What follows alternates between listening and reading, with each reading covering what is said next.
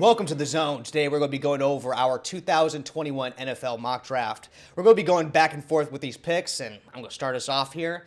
First pick is the Jaguars, and I have to say this one's pretty obvious. Trevor Lawrence. He's the best prospect since Andrew Luck. That's my pro comparison for him is Andrew Luck. Elite arm, great accuracy. You could basically extend plays with his legs and outrun most linebackers. This is just an easy pick here. They say that some things in life aren't guaranteed. Trevor Lawrence not going one isn't one of them. So we're going to be handed off. So what's our number 2 pick? I love it. Yeah, no doubt about that number 1 pick. Number 2, also a locked-in pick here for the New York Jets. Hate to give them such a great player in Zach Wilson, but he's just the athletic unknown of this draft. I mean, he can do it all. He's got the Aaron Rodgers cannon arm. He's got the baseball background going back to high school. He's got the vision and the arm to go with his insane high football IQ. You see him on tape, it just jumps. He goes for the big throws, just like Pat Mahomes does, just like Kyler Murray does for Hail Marys, or just making big third down plays just time after time. He came in with a 4.44 40. A lot of people didn't realize that. And yeah, very Kyler Murray-esque if you really watch his tape. That's my comp there for Zach Wilson. He's going to be a star. Okay. So next up is going to be number 3.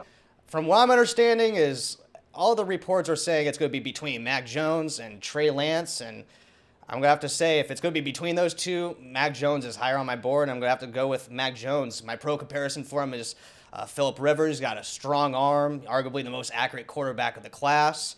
There's just a lot to like about the kid, so I'm going to have to go with Mac Jones over Trey Lance here. So that would be moving it on for pick number 4. Yeah, this is a lot of people say this is where the draft really starts here is at 4. Um, Atlanta goes for the replacement to Julio Jones and Kyle Pitts. Let's face it here. Julio Jones is not going to be there for much longer. While Matt Ryan's there another 2 years, they are looking to move Julio Jones.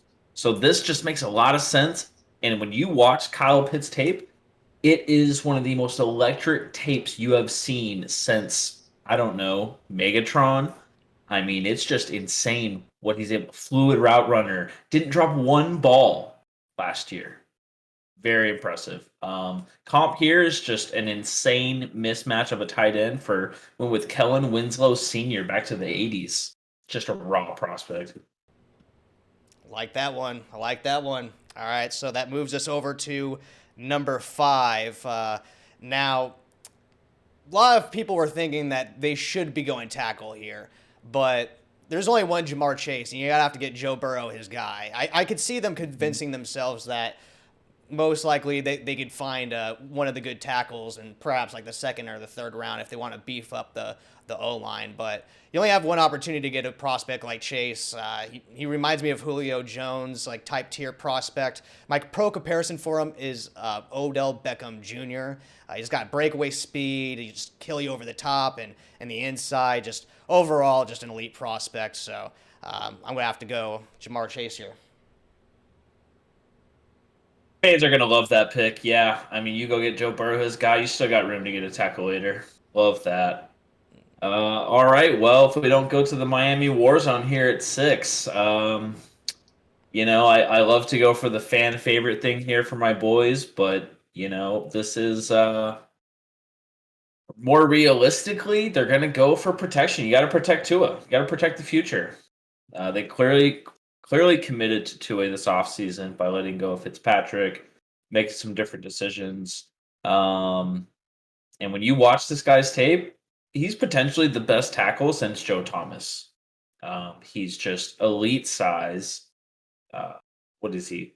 Like 6'6", 340? He's just a big guy. Might even be a little taller than that. I don't have that up at the moment. Just an insane prospect. He can play inside or outside.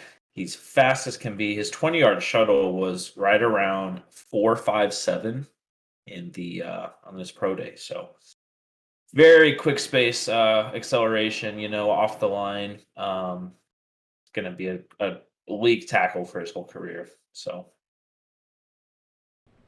Good pick. I like that one.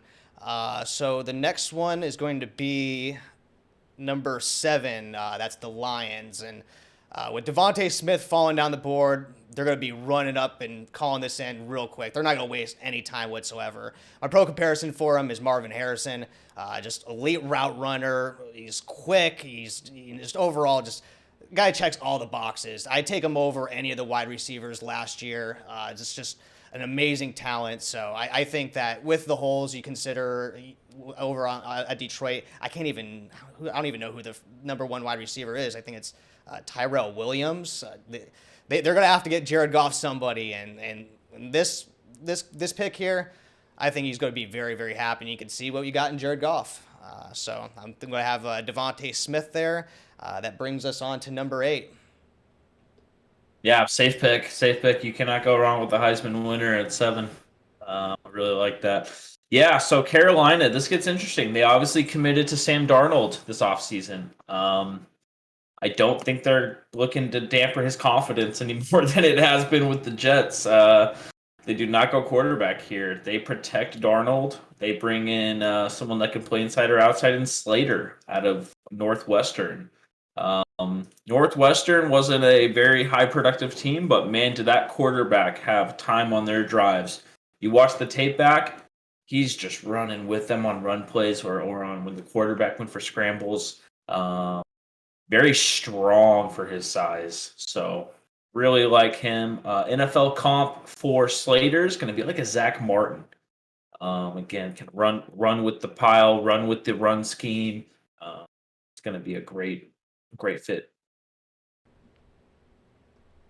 All right, and then that brings me to number 9. That's going to be the Broncos, and I'm surprised this guy's still on the board. The only reason this guy's still on the board is that we can't do trades. Most likely, I could see this guy probably going at 4 if there wasn't a trade, and it's going to have to be Agreed. Justin Fields. This guy is just. I personally like him more than Mac Jones. I think he's just unnecessarily falling in the draft. My pro comparison for him is Deshaun Watson, another guy that just unnecessarily fell down the draft. But overall, he's not just a terrific athlete. He's the most accurate pocket passer in this class. He can navigate the pocket well. He does well under pressure. So overall, a really special talent. So if there's no trades involved, this is the lowest I see him going. So I'm going to have to be going with Fields to number 9 for the Broncos. Yeah, that would be such a steal at 9. I mean, not having to trade up for that. Yeah, definitely agree with that there. Yeah, going on to Dallas. Going the best corner in the draft, Patrick Surtain the second. They need help on defense. That's no surprise. He fits their scheme well. They brought in Dan Quinn from Atlanta after he got let go. He's from that Seattle scheme, so he's going to be able to come in there and fit right in with that zone scheme, which allowed Richard Sherman to have such a successful career. And he's that same type of corner, very physical. We saw pick sixes while he was at Bama. He was just very tight on man or zone. So really like that there. NFL comp for Patrick Surtain. You would think his father, but when you watch closer, really like Xavier Howard from Miami. I like that comp. That's a good comp for him. I like that one. So that brings us on to number 11. That's going to be the Giants. Now, I'm going to have to go Kwity Paye here. He's my top edge rusher of the class. He's very explosive. Rare combination of power and speed. Reminds me of a poor man's Khalil Mack. Just the combination of the two. Overall, just a very intriguing prospect. I love that. Yeah, that's my top guy of the class, and I'm surprised that we're seeing a defensive guy or defensive edge rusher, the first one taken being at 11, and I think this is a pretty good class. It just goes to show how talented all these offensive players are. Yeah, I did not expect that. That's our first surprise, kind of so. Yeah, thought we were gonna go guard there. That great pick. I like it. I like it. Yeah, on to 12 we go. Jalen Waddle from Bama. They need a more complete receiver.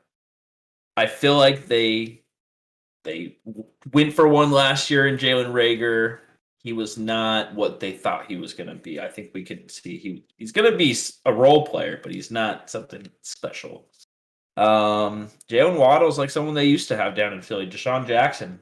He's the fastest receiver in the draft. I mean, he's one of the fastest receivers we've seen in quite a while. And he's more than just speed. He is he can locate the ball really well, jump ball really well for his size, and he's just a burner.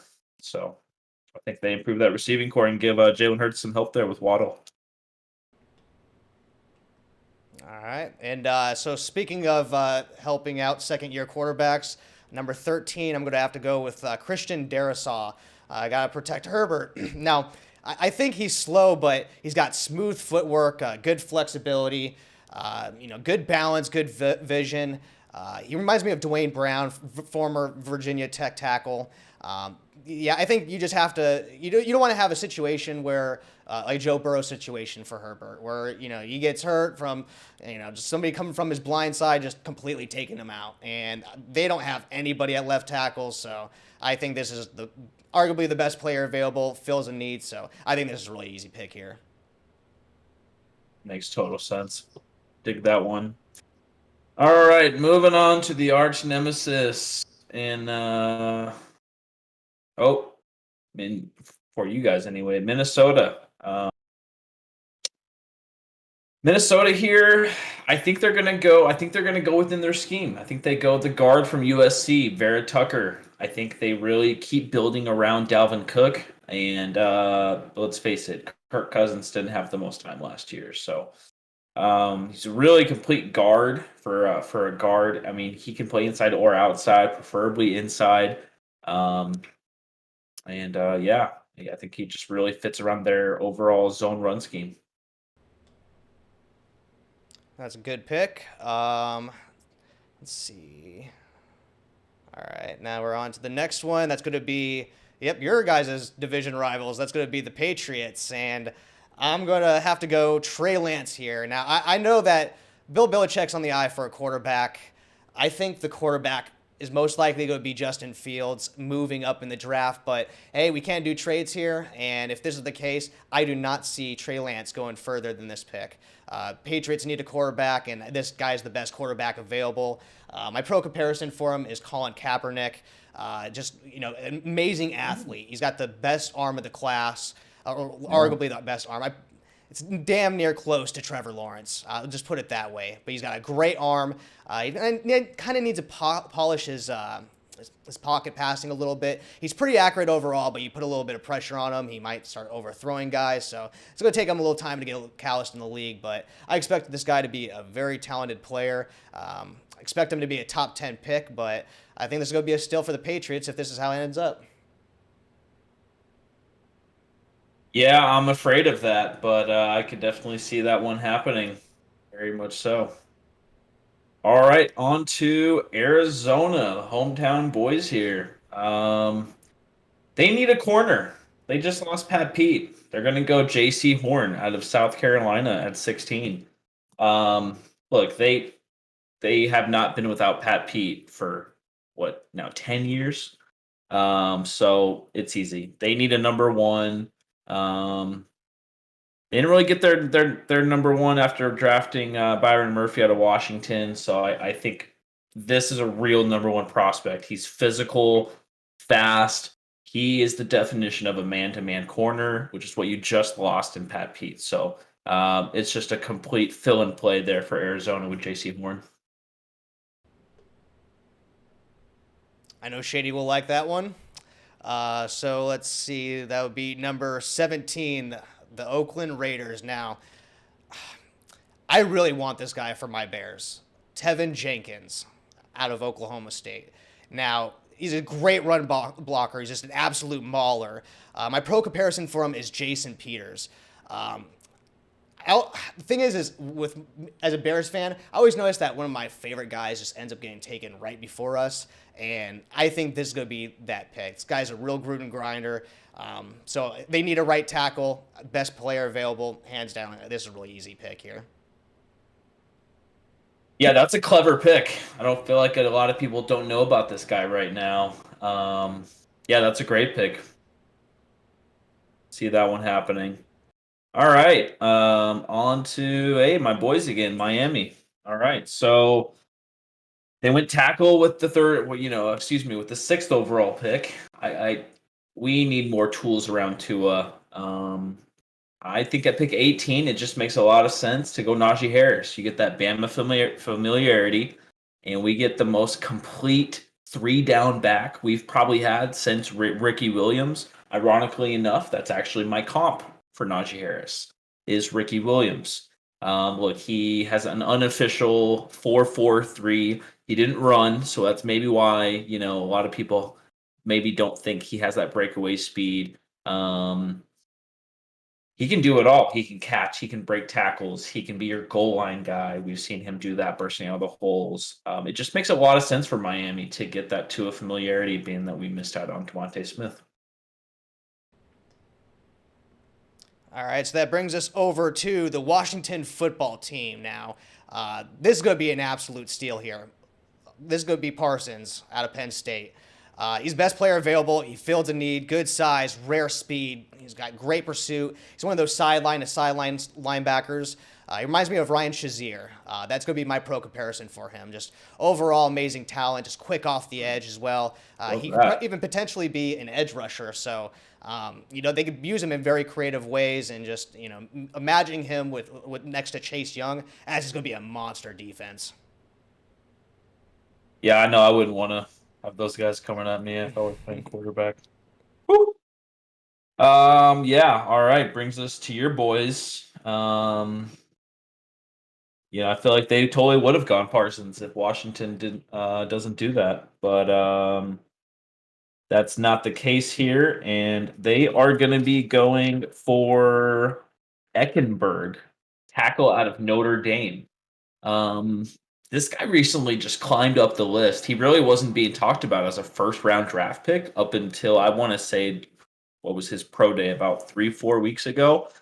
He had a 4.57 20-yard shuttle, which is really good for an offensive lineman. Guys named like Ronnie Stanley, who starts for the Baltimore Ravens, also a first round pick, had similar numbers there. Just really solid numbers on his pro day. Made people kind of start looking at his tape a little more. He'd be a great fit there. And Chicago tends to do those Notre Dame type picks. Love that pick. Yeah, I'm a Chicago Bears fan and a Notre Dame fan, so it's a great pick. That's one of my guys on my board. If I don't get Tevin Jenkins, he's the next best guy. So I like, especially with missing out on the quarterbacks, that was a good pick there. So I'm expecting that. Wouldn't be surprised if we end up seeing that happen. That brings us over to the Colts. Now I'm going to be taking the next best tackle. They don't have a left tackle right now. I think Cosme has a good combination of strength, athleticism, good feet, good hands. My pro comparison for him is Taylor Decker. Just overall, a very great talent. He had a very impressive pro day that made him stand out, and I think that, especially putting him next to Quentin Nelson, you're going to be able to rejuvenate Carson Wentz's career. So I think that if you just bulk up that line, maybe get some pass catchers in the next couple rounds after the edge, of course, I think that this is probably going to be the best player available at this point. 100%. Yeah, couldn't agree with that more. I got to build for some sort of quarterback in the future. Let's see here. So moving on to 22. Tennessee. Tennessee, they don't have a ton of holes, but they do have some big holes. Wide receiver Kadarius Toney, the tool receiver. Kind of a smaller guy, but you can use him on reverses. You can use him on kick return. You can use him in slants in the short game, screens. They really don't have a receiver that fits that role. Humphreys, but Humphreys is just a poor man's Wes Welker, you know. So they really need a playmaker after losing whatchamacallem, Corey Davis going to the Jets. So they yeah, that's a great fit there in Tony. All right, that brings us over to number 23, the Jets. Now, the Jets really need DB help bad, arguably all over. I can't even Yeah. name a single CB that they have, so I'm going to take the best corner available. It's going to be Caleb Farley out of Virginia Tech. Yeah, he's arguably the best quarterback of the class. The only reason he's fallen is just due to injuries. He's got great ball skills, good pattern recognition, closing speed. My pro comparison for him is Marlon Humphrey.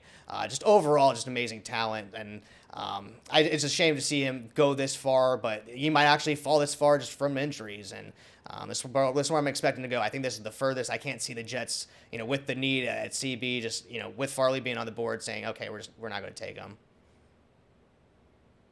Yeah, unfortunately, I could see this guy falling as well, which is crazy because he's maybe just as talented as Patrick Surtain, you know? So, yeah, definitely could be a fall. All right, moving on to 24. We got Pittsburgh here, 24. Um, this one's easy for me. I didn't struggle much here. They've been looking for a running back since they lost Le'Veon Bell. I'm going to go with my number one running back I have on my board in Travis Etienne out of Clemson.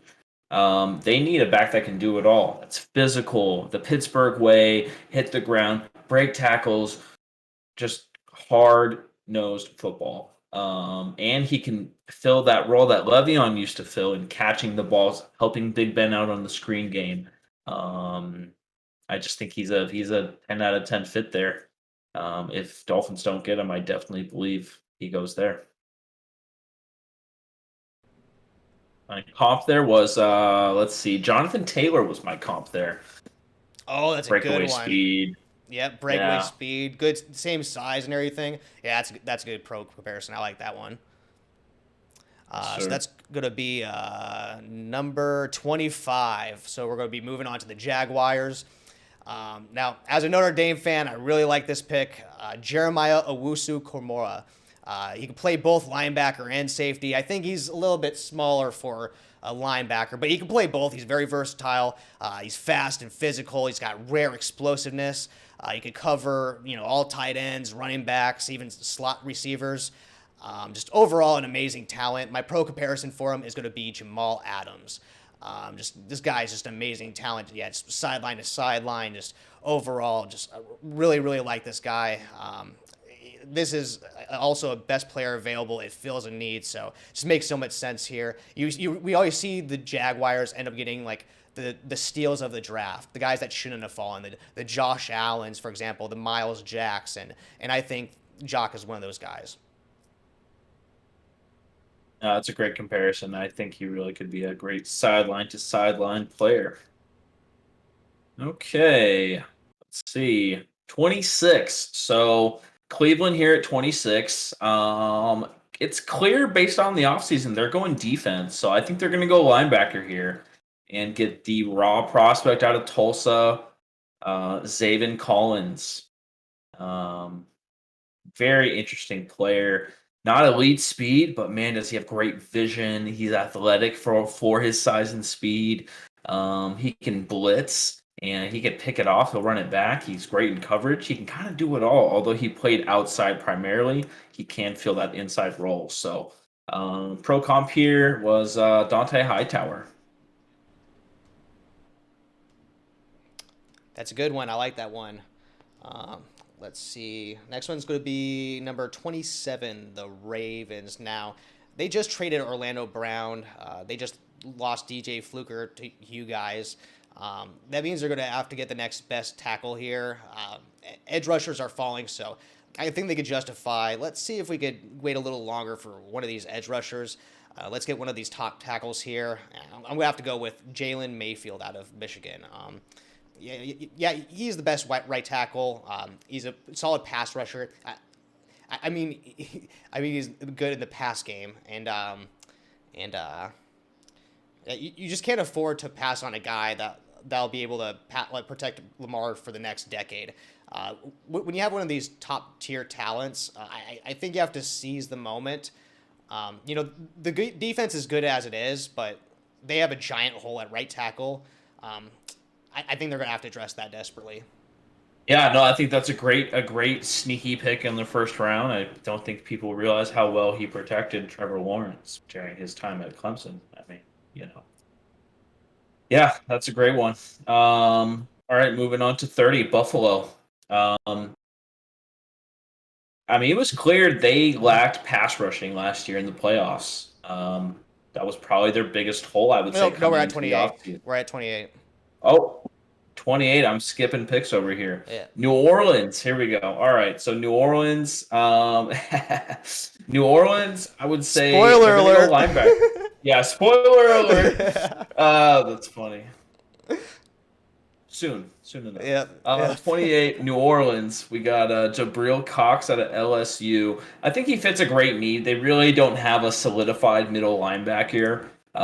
He played a little outside at LSU, but he can fill that middle linebacker role, and I think that's exactly what he would do there for the Saints. Pair him up with Demarius Davis, and I think they got a real complete linebacking core there. Yep, that does fill a need for them. Then that moves us over to 29, the Packers. And as a Bears fan, I hate this team. So the way I try to think of these things is I try to think, well, what pick would I hate the most here? What pick would I absolutely can't stand? And I'm going to have to go with Terrace Marshall Jr. He's my best wide receiver available. You get Aaron Rodgers, a big body guy. My pro comparison for him is Devontae Parker. But yeah, I just don't want him to go there. He's just overall a very impressive talent. He's kind of work on his routes and polish up his hands a little bit. But overall, just a very impressive wide receiver. And I would just hate to see him go there. So that's going to be my pick for them. Yeah, we'll see if they actually do receiver for once. It's I keep feeling Rodgers there, but yeah, that would make a lot of sense if they finally do a receiver. Let's see. All right, so moving on to the almost spoiler alert, Buffalo. So yeah, like I was saying before, they it was clear they needed pass rushing last year. They had a really hard time getting pressure on Pat Mahomes. And that O line only got better over in Kansas City. Maybe the best O line in the NFL as of right now on paper. But yeah, I think Buffalo goes Jalen Phillips out of Miami. They got a couple of raw prospects there in Miami, and he's one of them. Really good 40 time for a D end. I think he ran in the mid to low 4.5s. And man, he's just got great moves. He's got a good spin move. He's got a good inside swim move. And he's just raw on the edge. I think he's a good fit there. Yeah, you just took my guy because that's my next best edge rusher available there. So you barely just took him because I was going to be going edge rusher with my next pick here. That's going to be Gregory Rousseau. Gregory Rousseau, he's somebody that I see that fills that need that they're looking for on the Ravens. This is why they could afford to take a tackle early, is because they could get this edge rusher right afterwards. I think it's a great overall pick. My pro comparison of him is Marcus Davenport, who I really liked. Marcus Davenport hasn't really turned out to be the player that I expected him to be, but overall, he reminds me of him in terms of he's very raw, but he's got great athleticism for his size. He relies more on like bull rushes and just kind of just relying more on strength and just slamming against you. He's not really polished, doesn't really have a lot of moves, and doesn't really have that violent of a chop. But overall, he's got very, very high upside. So I can't see him falling out of the first. He's going to have to go here. Yeah, I'd have to agree. Lands on the right team with the right coaching, he could become something. I think Davenport's not with the right coaching group for making him better. But yeah, I think that's a good pick. I think he could be really something on the right squad. And Baltimore usually turns those guys into all pros. All right. Final pick of the first round. So Tampa Bay Super Bowl winners here. They kind of have that pleasure. They have all these players they re-signed. They really don't need a receiver. I think they continue to build on that D line, and Sue's only going to be there maybe one more year. So we're going to go Bama. Christian Barmore out of Bama. He's just a physical guy. You mentioned bulldozing. This guy's got that, but lots of other things in his spectrum as well. He's got the finesse to go out of that B gap against a talented guard. Let's face it, he was at Bama. They face high level talent every day. So I think it's gonna be a great fit going behind guys like Sue and Vita Vea. I think he'll learn well and he'll become an all pro there. Good pick. Good pick. Yep.